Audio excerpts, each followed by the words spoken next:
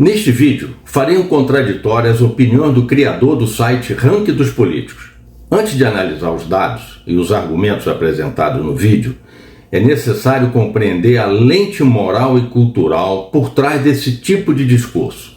A narrativa apresentada não é apenas econômica, ela possui profundas raízes na tradição moral igualitarista herdada da cultura católica, onde a riqueza era associada à culpa moral, enquanto a pobreza era romantizada como virtude. O problema desse raciocínio é que ele reduz uma realidade econômica extremamente complexa a uma interpretação religiosa da desigualdade, como se desigualdade fosse um pecado em si mesmo e igualdade uma virtude absoluta. A discussão deixa de ser sobre produtividade, eficiência institucional, geração de riqueza, liberdade econômica e corrupção estatal para transformar-se em um julgamento moral simplista entre ricos culpados e pobres virtuosos. Isso é o assunto principal que fica oculto no aparente para a maioria das pessoas vulneráveis de conhecimento e discernimento. Além disso, o discurso ignora fatores centrais da realidade brasileira, como a ineficiência estrutural do Estado, o patrimonialismo, os privilégios burocráticos, a captura política da máquina pública e a corrupção sistêmica. Em vez de questionar o tamanho, o custo, a eficiência do aparato estatal, a esperança da solução proposta converge para mais tributação, mais redistribuição e mais concentração de poder na elite político-burocrática, justiceira social de viés católico. Ele parece ignorar que, historicamente, a Igreja Católica usou a condenação moral da riqueza como instrumento de poder. Durante séculos, a instituição religiosa católica estimulou a culpa sobre a prosperidade material, enquanto acumulava riqueza, influência econômica e política. O discurso político brasileiro sobre desigualdade apenas transferiu o discurso do altar da igreja para o palanque político e adaptou o vocabulário teológico católico por terminologia econômica, mas preservando a mesma lógica moralizante. Portanto, este contraditório não será apenas uma análise econômica dos argumentos apresentados, mas também uma análise das premissas morais e culturais ocultas por trás dessa visão de mundo, que é, em última instância, a visão responsável pelo atraso brasileiro. Eu vou explicar uma coisa que ninguém sabe e que é chocante. A gente muito fala de desigualdade nos países, que se pudesse ser um pouco mais equilibrado, igualitário tende a ser melhor, é uma longa discussão. Mas como você mede isso? Você mede por um coeficiente chamado Gini. Ele vai de 0, que seria zero desigualdade, todo mundo tem exatamente a mesma coisa no país inteiro, até 100, que seria o máximo da desigualdade, que é impossível, mas seria uma pessoa no país, tem todos os recursos e o resto não tem absolutamente nada. Então é de 0 a 100. E os países mais igualitários do mundo, tipo leste europeu, países nórdicos, tal, é 25 a 30, o índice, a média é 35, 40 e os mais desiguais do mundo é 50, 55, entre os quais o Brasil, tá os mais desiguais. Até aí todo mundo já sabe. O narrador afirma que a desigualdade é medida pelo coeficiente de Gini, variando de 0 a 100, e que países nórdicos e do leste europeu teriam um índice entre 25 e 30, enquanto o Brasil estaria entre os mais desiguais do mundo. O coeficiente de Gini é uma medida estatística, mas o discurso já começa induzindo uma associação implícita entre menor desigualdade igual a modelo superior e maior desigualdade igual a fracasso social. Isto é metodologicamente falso. É uma visão seletiva, sem honestidade intelectual ou marcada por pura ignorância. O índice de Gini mede apenas distribuição relativa de renda. Ele não mede riqueza acumulada, qualidade de vida, liberdade econômica, mobilidade social, poder de compra, acesso real a bens, patrimônio, informalidade, produtividade. Exemplo, um país pode ser igualitário porque quase todos são pobres. Outro pode ser desigual porque há enorme produção de riqueza e inovação. Exemplo, Estados Unidos. O próprio narrador reconhece isso parcialmente ao citar a Índia, mas minimiza as implicações. Além disso, países do leste europeu herdaram décadas de nivelamento socialista forçado. Muitos tinham igualdade acompanhada de escassez, baixa produtividade e ausência de liberdade econômica. O que é incrível, pessoal? Os economistas, eles têm duas medições do Gini. Tem uma que chama antes do Estado e outra depois do Estado. Então é tipo assim, se não tivesse governo, qual que é a desigualdade? Na Alemanha, por exemplo, a desigualdade antes de entrar o Estado é 40 pontos. Aí entra o governo alemão, ele taxa os ricos um pouco mais, taxa os pobres um pouco menos, ele dá um monte de serviço público, ele dá escola, dá hospital, tal. Então a desigualdade vai de 40 na Alemanha para 25 aproximadamente depois da intervenção do Estado. Então o Estado ele reduz a desigualdade. Se você pegar a Bélgica, a Noruega, etc., eles reduzem bastante a desigualdade com o Estado. O narrador afirma que economistas medem a desigualdade antes da intervenção estatal e depois da intervenção estatal, e conclui que estados europeus reduzem desigualdade via impostos e serviços públicos. A falácia central aqui é a simplificação causal. O discurso presume que redução estatística da desigualdade é prova de sucesso estatal, mas isso ignora perguntas fundamentais. Qual o custo econômico dessa redistribuição? Qual o impacto sobre crescimento? Qual o efeito sobre produtividade? Quanto da riqueza redistribuída foi previamente destruída por tributação? Quanto da redução decorre de transferências sustentáveis ou de endividamento? Além disso, os países europeus enriqueceram antes do welfare state, construíram capital durante séculos de acumulação privada, se industrializaram antes da explosão tributária. Ou seja, o estado de bem-estar europeu não criou a riqueza original, ele passou a redistribuir riqueza já acumulada por economias altamente produtivas. Outro ponto omitido: vários países europeus enfrentam hoje envelhecimento populacional, crise previdenciária, carga tributária extrema, baixo crescimento, dependência migratória. O modelo não é tão estável e próspero quanto o discurso sugere. Além disso, esse discurso comumente usa os países nórdicos como símbolo automático de mais Estado e mais tributação e mais prosperidade. A própria experiência recente dessas economias mostra exatamente o contrário em vários aspectos. A Noruega e a Suécia eliminaram a tributação de herança. A Suécia, além disso, aboliu também o imposto sobre patrimônio líquido. A Noruega igualmente reduziu fortemente tributos sobre o capital ao longo das últimas décadas. Esses países perceberam que penalizar excessivamente patrimônio, sucessão familiar e acumulação de capital reduz investimento, afasta a riqueza produtiva e prejudica o crescimento de longo prazo. Mais do que isso, a própria Suécia vem promovendo sucessivas reformas liberalizantes desde os anos 1990, reduzindo a intervenção estatal em diversos setores, privatizando áreas antes monopolizadas pelo governo e buscando tornar a sua economia mais competitiva.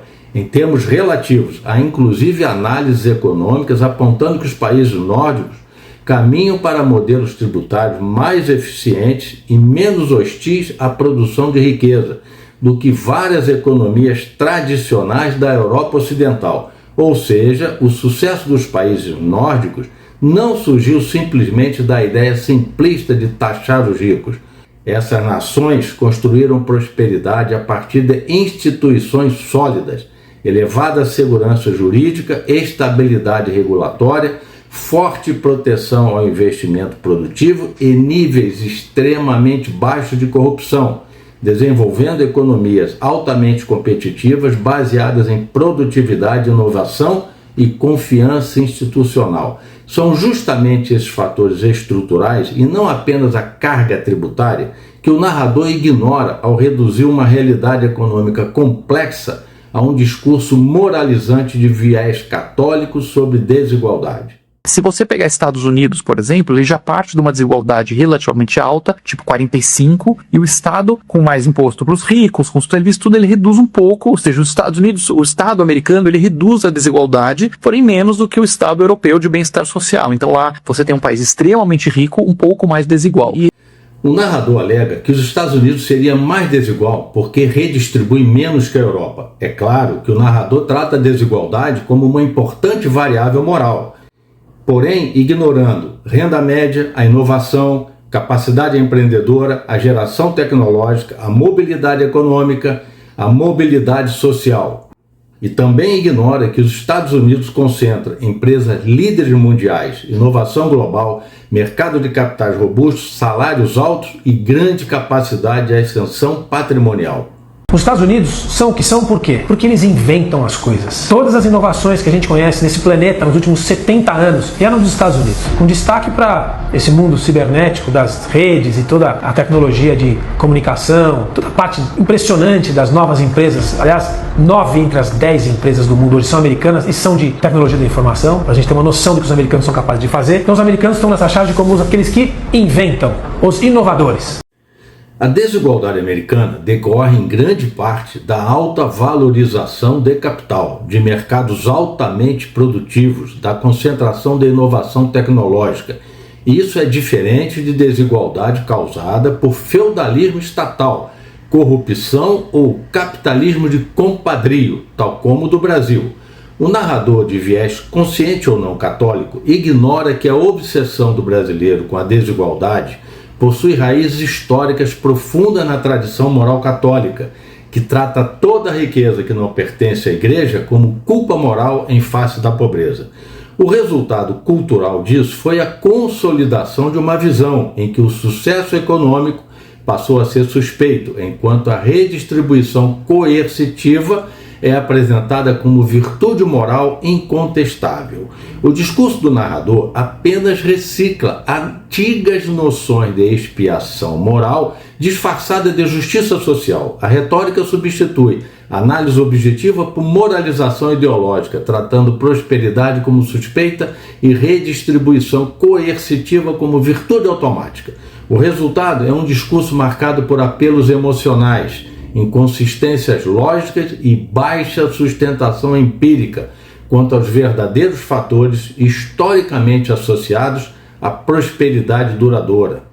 O fato de ser mais igualitário não quer dizer que o país é rico, tá, pessoal? A Índia é um país super igualitário, tem o mesmo nível de desigualdade que a Europa, só que é todo mundo igual na miséria, todo mundo pobre.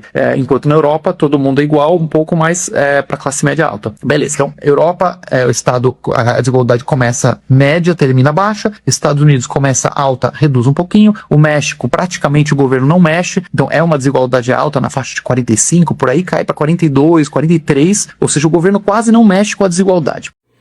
A Índia teria desigualdade semelhante à Europa, porém com pobreza generalizada. Aqui o narrador destrói parcialmente a própria narrativa. Ele admite implicitamente que igualdade não significa prosperidade, mas não explora a consequência lógica disso. Reduzir desigualdade não garante riqueza. Redistribuição não estimula inovação e produtividade. Estado não substitui capitalização. Igualdade estatística pode coexistir com miséria coletiva. Além disso, a Índia passou décadas sob forte intervencionismo estatal socialista após a independência, marcada com crescimento baixo, burocracia extrema, baixa industrialização. Seu crescimento acelerou justamente após liberalizações econômicas iniciadas nos anos 90. Por que eu falei que o Brasil é incrível, pessoal? A desigualdade brasileira natural antes do Estado, ela é alta. Ela é na base de 53 pontos. É quase na África do Sul, que é o pior do mundo. Entre o governo brasileiro, tem os impostos, tal, tem o SUS, tem a escola grátis, pública, tal, então, Bolsa Família. Ele ajuda um pouco a reduzir, só que o governo brasileiro, onde ele mais gasta dinheiro? Ele mais gasta dinheiro com super salários, salário de marajá, altos funcionários públicos, verbinha aqui, verbinha ali. O narrador afirma que a desigualdade antes do Estado seria 53. Após a ação estatal, subiria para 56. O Estado brasileiro aumentaria a desigualdade.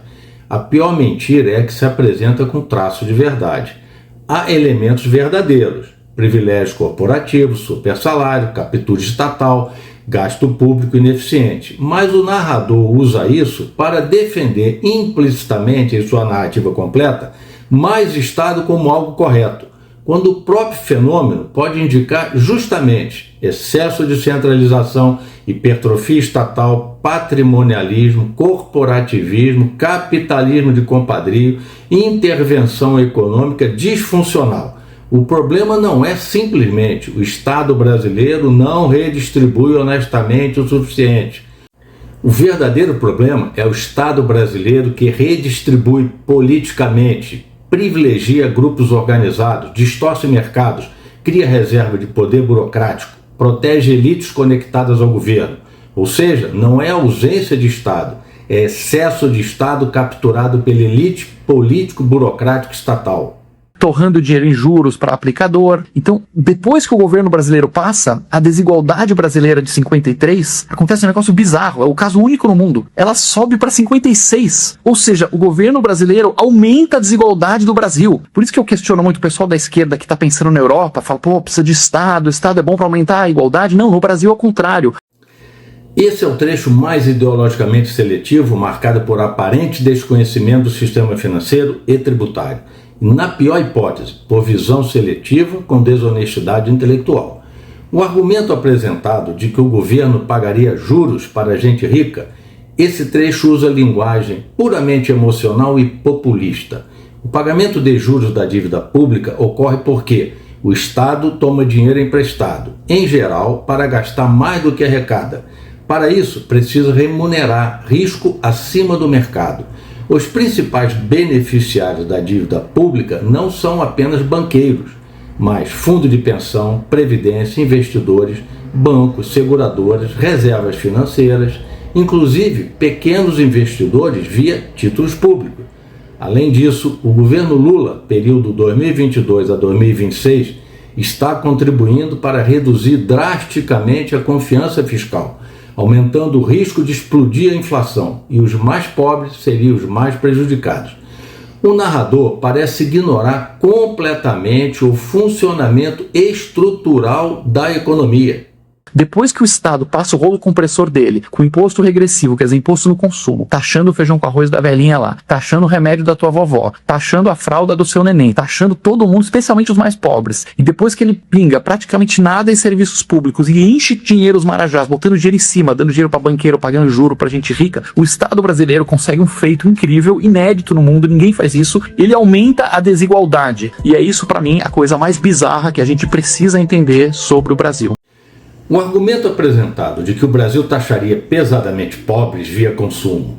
Aqui há forte fundamento real, mas, novamente, existe omissão importante. O sistema tributário de qualquer país desenvolvido tem como maior fonte de receita tributária o consumo. O problema não é a existência de tributos regressivos em relação à renda, mas suas alíquotas elevadas que penalizam proporcionalmente os possuidores de menor renda líquida. E isso existe também porque o Estado brasileiro gasta demais, possui estrutura gigantesca, mantém privilégios, possui baixa eficiência, protege setores organizados, opera com complexidade tributária absurda.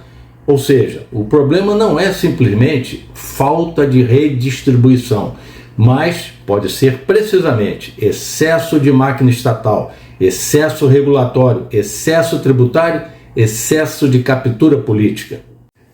Em síntese, o discurso tenta construir a ideia de que o modelo europeu é moralmente superior. O Brasil falha porque não aplica corretamente o modelo redistributivo. Mais boa intervenção estatal resolveria a desigualdade. O grande problema lógico do discurso é: ele critica os efeitos do Estado brasileiro usando premissas que justificam a expansão estatal. Mas o Brasil já possui Estado gigantesco, carga tributária elevada, gasto público enorme, forte intervenção econômica, intensa regulação e notória fama de ineficiente e corrupto. Então a pergunta central deveria ser: por que um Estado tão grande produz resultados tão ruins? E não como aumentar ainda mais o poder redistributivo de um Estado ineficiente e corrupto. O discurso também ignora o papel da liberdade econômica, segurança jurídica, produtividade, ambiente de negócio, empreendedorismo, capitalização privada, desburocratização, eficiência institucional. Sem isso, redistribuição tende apenas a dividir a escassez produzida pelo próprio Estado. O Brasil tornou-se o único país do mundo onde a ignorância é fonte de autoridade intelectual. quando uma pessoa é muito ignorante, ela é ignorante, inclusive, sobre o fato de ser ignorante. Elas não apenas chegam a conclusões erradas ou fazem escolhas ruins, mas essa incompetência também tira delas a habilidade de perceber isso. Elas ficam com a impressão errada de que estão fazendo a coisa certa. Se você chegou até aqui, receba meus parabéns por dedicar seu tempo e sua atenção a este tema. E se considera que essa reflexão faz sentido e merece ser debatida, compartilhe esse vídeo com pessoas que possam se interessar por esse assunto ou que precisem conhecer essa perspectiva. Mantenha sempre a curiosidade viva, o senso crítico atento e a disposição de questionar narrativas prontas, principalmente aquelas justificadas por uma cultura consolidada. E, se quiser se aprofundar ainda mais nessas análises sobre cultura, política, economia e os mecanismos simbólicos que influenciam o atraso do Brasil, veja os vídeos no meu canal no YouTube e os textos que publico nas redes sociais, principalmente no Facebook. O Brasil agradece a sua audiência e até a próxima análise. Este vídeo e o conteúdo deste canal como um todo objetivam despertar na audiência a percepção dos perigos das conclusões apressadas no Brasil, profundamente influenciado pela religião católica, tão comuns no nosso dia a dia quanto perigosas para a liberdade, a razão e o progresso do país. O problema é usar a economia como pretexto para impor uma moral religiosa disfarçada de ciência. Enquanto esse viés dominar o debate, o Brasil continuará discutindo o termômetro, impostos, redistribuição, narrativas morais de justiça social e justiça fiscal, e não a verdadeira causa da febre, o baixo estímulo ao enriquecimento, insegurança jurídica motivada pelo emocionalismo. A raiz do estatismo como consequências de uma cultura que demoniza a riqueza em vez de entender a sua dinâmica com base na realidade, e não em uma moral ultrapassada da época em que a riqueza era fruto de guerras, pilhagens, escravidão e reservada para os amigos do rei, entre os quais a Igreja Católica sempre esteve presente. Capitalismo não é um problema moral a ser espiado. É um sistema de coordenação humana a ser compreendido e respeitado o máximo possível com respeito aos direitos e garantias individuais baseados nos princípios democráticos. O capitalismo nada mais é do que a democracia na economia. E isso exige menos sermão e mais razão. Quando o pensamento crítico desaparece, a ignorância coletiva toma conta. E nesse cenário, cada um se convence de que está absolutamente certo. Pensamento crítico é mais do que pensar demais. É um hábito disciplinado, quase uma arte. Questionar aquilo que parece óbvio, investigar antes de aceitar, exigir provas antes de se deixar levar por qualquer crença. É a capacidade de duvidar até mesmo das próprias conclusões. O brasileiro, em geral, não está preparado para verdades duras. A influência secular da cultura moral religiosa centrada na culpa agravou essa disposição. Durante séculos, formou-se uma mentalidade que trata o indivíduo como incapaz, fraco demais para a liberdade, imaturo demais para a responsabilidade, dependente demais da tutela de autoridades morais e políticas, e ele adorou. Vai, salto Bolsa Família, 25 anos nós temos Bolsa Família, cara.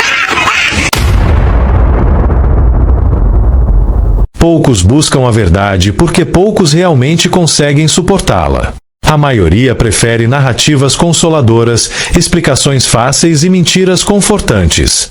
E é justamente por isso que pensar com autonomia se torna, no Brasil católico, um ato raro e quase sempre incômodo. Se você chegou até aqui, isso indica disposição para confrontar ideias que desafiam o que, no Brasil, costuma ser tratado como consenso. Em vez de recuar, você permaneceu. Em vez de se fechar, ouviu. Em vez de buscar conforto, aceitou o desconforto da análise crítica. Essa é a linha divisória entre quem apenas repete slogans e quem assume a responsabilidade de refletir e formar convicções próprias. Poucos buscam a verdade. Ela exige maturidade para suportar seu peso. Narrativas reconfortantes e explicações simplificadas são psicologicamente mais atraentes. Nesse ambiente, pensar com independência torna-se um ato raro e incômodo. O antídoto está no conhecimento estruturado e metodologicamente orientado, capaz de revelar pressupostos ocultos, intenções implícitas e omissões estratégicas. Compreender como argumentos são construídos e o que deliberadamente fica fora do debate permite antecipar movimentos, reduzir a margem do imprevisto e evitar manipulações. No Brasil, a política opera como uma disputa permanente de narrativas, fortemente influenciada por símbolos morais herdados da tradição ibérica, especialmente no que diz respeito à riqueza, à pobreza e à ideia de redenção. O teatro político não se sustenta apenas pelos atores no poder, mas também pelo público que legitima o espetáculo. Quando a política é tratada como religião e líderes são vistos como redentores, em vez de gestores avaliados por desempenho, instala-se um ciclo de indulgência, justificativas e repetição de erros. O país não permanece estagnado por escassez de recursos, mas por déficit de lucidez crítica. Então, a partir do momento em que você toma uma informação para si, você não está mais sendo a mesma pessoa. Há uma mudança cerebral, uma mudança, obviamente, cognitiva, uma nova interpretação de realidade. Você passa a ser uma nova pessoa. O problema é que quando se pega a mesma informação e se repete a mesma informação, incansavelmente, século após século, e as pessoas continuam aceitando sem questionar. A imbecilidade, ela é uma escolha. Há pessoas que têm deficiência. Isso não é escolha. Ser imbecil é uma escolha. Se você chegou até aqui, é porque este conteúdo fez sentido para você. Portanto, considere apoiar o canal, inscreva-se, deixe seu like e compartilhe este vídeo com pessoas que valorizam pensamento crítico e curiosidade intelectual. Assim, você contribui para ampliar o alcance de ideias relevantes e fortalecer um debate mais qualificado. Parabéns pela atenção até aqui e até o próximo vídeo.